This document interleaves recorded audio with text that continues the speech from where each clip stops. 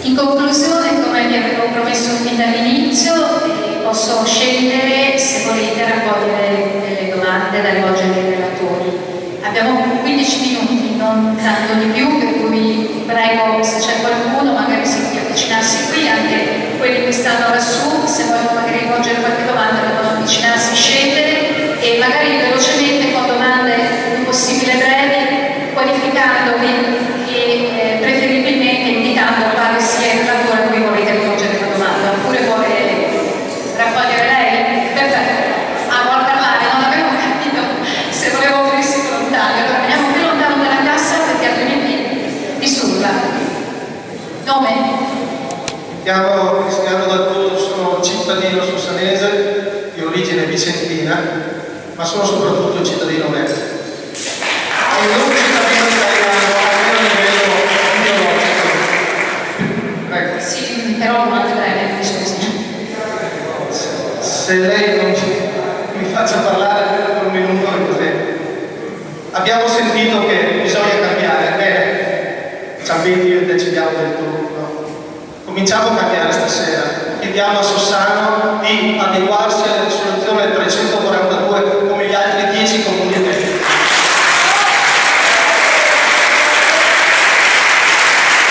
Dicevo italiano perché quando vedo che ci sono ragazzi che fanno 10 domande dopo avere una laurea universitaria in Veneto e non trovano lavoro, quando vedo delle vecchie, delle anziane che hanno magari lavorato una vita e si trovano con 400 misere euro di pensione, non mi sento italiano, perché soprattutto quando vedo gli imprenditori che si impiccano, mi vergogno di essere italiano. Questo è il discorso.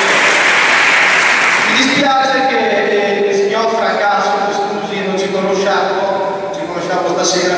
Io sono anche presidente del comitato tutelare Veneto, del Volantino, anzi invito tutti il 24 maggio, faremo la millenaria storia della Repubblica Serenissima in Venezia. Perché non è vero ciò che dice l'identità veneta, è un nostro fattore identitario, non lo dobbiamo mai dimenticare. Noi siamo veneti soprattutto da 1000 anni di storia. Se mi vuole interrompere, d'accordo. A chi devo fare? Io non voglio interrompere, voglio utilizzare lo stesso diritto di intervento anche a favore di altri. Non sono tutti suoi 10 minuti, mi perdoni, quindi se deve fare qualche domanda, il suo pensiero l'abbiamo capito e magari un po' più. Allora, signor Fracasso, una cosa, io sinceramente quando vedo il PD come l'orgione del centralismo, sinceramente mi vengono sui bolloni, io sono come una katana, dritto e tagliente. Quando vedo un appuppato che di fronte alla signora beneventana, lei mi dirà del PDL, quando dice che siamo un popolo di contadini noi veneti, avendo magari una Venetona, avendo una Luciofina, probabilmente, caro signore, io penso che l'appuppato dovrebbe almeno difendere il suo popolo, perché prende i voti da questa gente.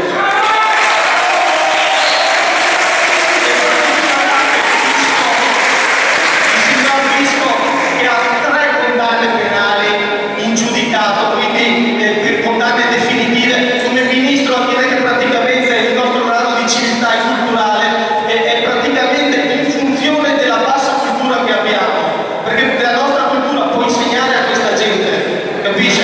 La domanda è questa, lei mi risponde perché la signora Occupato non ha difeso il nostro popolo veneto, da cui la signora Occupato prende i voti, grazie.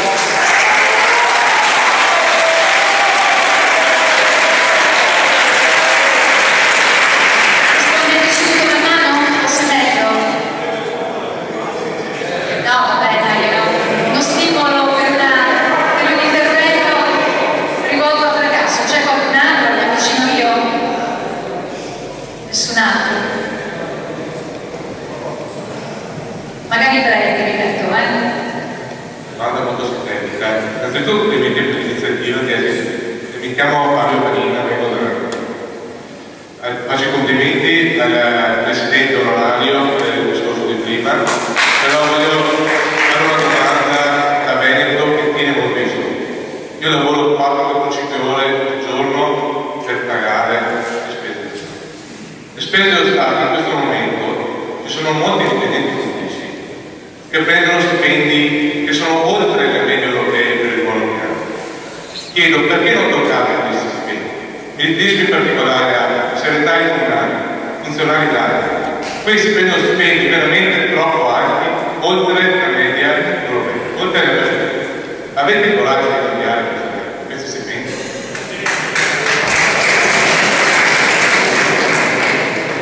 Chi risponde? Posso anche rispondere io velocemente. Sono stati citati alcuni degli stipendi. Sappiamo che mediamente lo stipendio di un parlamentare italiano è quasi 3 volte tanto dei loro colleghi di altri paesi europei. Quindi questo è già proprio un sintomo di un sistema che non funziona. Però qua non siamo qua per brontolare. Lo sappiamo tutti, noi possiamo andare avanti domani mattina se vogliamo brontolare. Il punto è che percorso prendere. Allora cos'è? Vai a brontolare a Roma perché ci sono dei viaggi. Già sappiamo che è tutto impantanato. Qua stiamo parlando di un percorso per avere l'opportunità di ristabilire le cose in maniera sensata. Abbiamo l'opportunità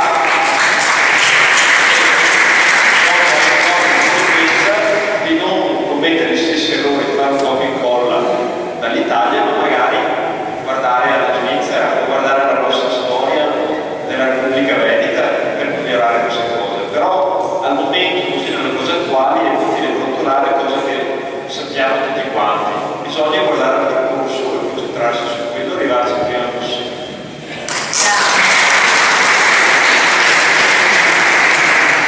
Mi chiamo Giovanni, sono responsabbile di sezione di Urbana. Volevo fare una domanda risposta alla signora Fracassu. Sì, e lei ha tirato lo sasso. Allora, premesso che non ho avuto né l'uso di una televisione, non l'uso di un giornale e non l'uso di una pubblicità qualsiasi. Nel mio paese, Indipendenza Veneta ha preso il 5,5% dei consensi. Secondo lei chi è che ha vinto le elezioni?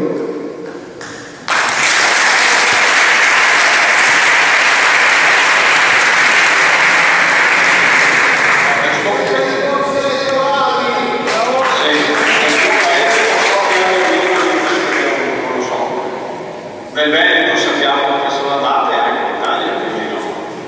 Cioè, chi ha vinto?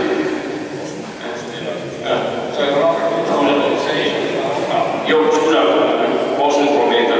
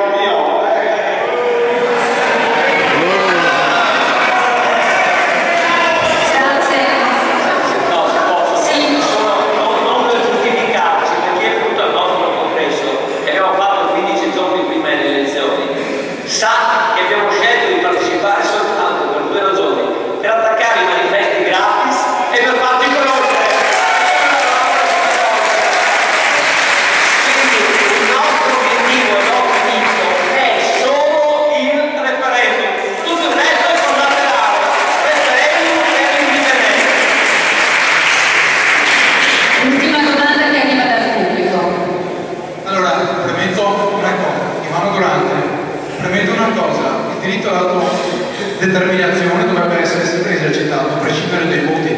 Io credo che in futuro la Repubblica Veneta ogni 15 anni dovrebbe dire se vota, va bene, come l'organizzazione dello Stato, lo cambiamo. Probabilmente questo sarebbe la massima idea di libertà, no? Si privilegiano i cittadini. Volevo chiedere all'assessore della Lega, c'è un problema nella Lega, no? C'è praticamente una parte con cui parliamo, io sono di Indipendenza Veneta, che dice sì, che bello, facciamo, però ce n'è una parte che dice no, perché non si può fare. Allora io le chiedo di fare un'opera di informazione presso la base della Lega per dire che si può fare, per dire che è una bella cosa e che si allinea perfettamente ai vostri obiettivi. Perché questo non c'è.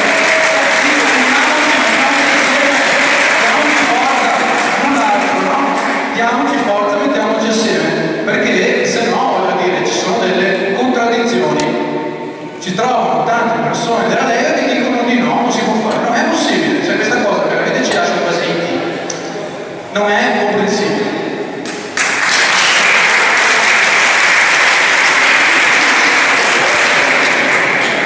Nello statuto abbiamo scritto indipendenza da un pezzettino, quindi è una cosa che fa parte della nostra attività politica.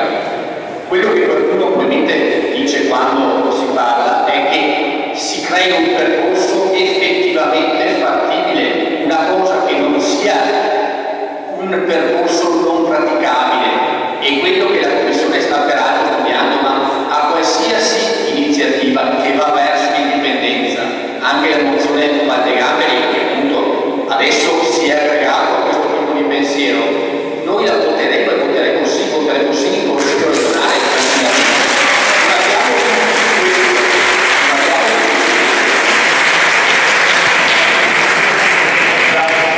Devo solo precisare una cosa: guardate che il fatto dell'indipendenza veneta, l'ho detto all'inizio, non c'era presente, è il fatto che lo Stato italiano abbia portato a termine ai cittadini, è un fatto intrinseco stesso alla sottoscrizione degli accordi per fare l'Europa. Perché una volta che si fa l'Europa, lo Stato stesso ha detto noi chiudiamo quando presto o tardi dovremo chiudere. Quindi non c'è, in questo contesto europeo, io vedo la necessità di controbilanciare un federalismo europeo basato su territori omogenei, territori di in grado di rappresentare l'avvicinamento, la coesione sociale del territorio. Quindi non è una visione fuori chissà quale, è una visione molto moderna, all'avanguardia, che guarda il futuro. Perché una volta che hanno Stati europei hanno deciso di fare l'Europa, hanno deciso la loro estinzione. Quindi non ci vediamo, non è che diciamo qualcosa fuori da ogni pensiero. Hanno deciso la loro estinzione. O tu vorresti fare il federalismo europeo sulla base degli stati attuali con 3, 4, 5 livelli di governo. Questo fa la burocrazia su burocrazia, vuol dire il fallimento dell'Europa.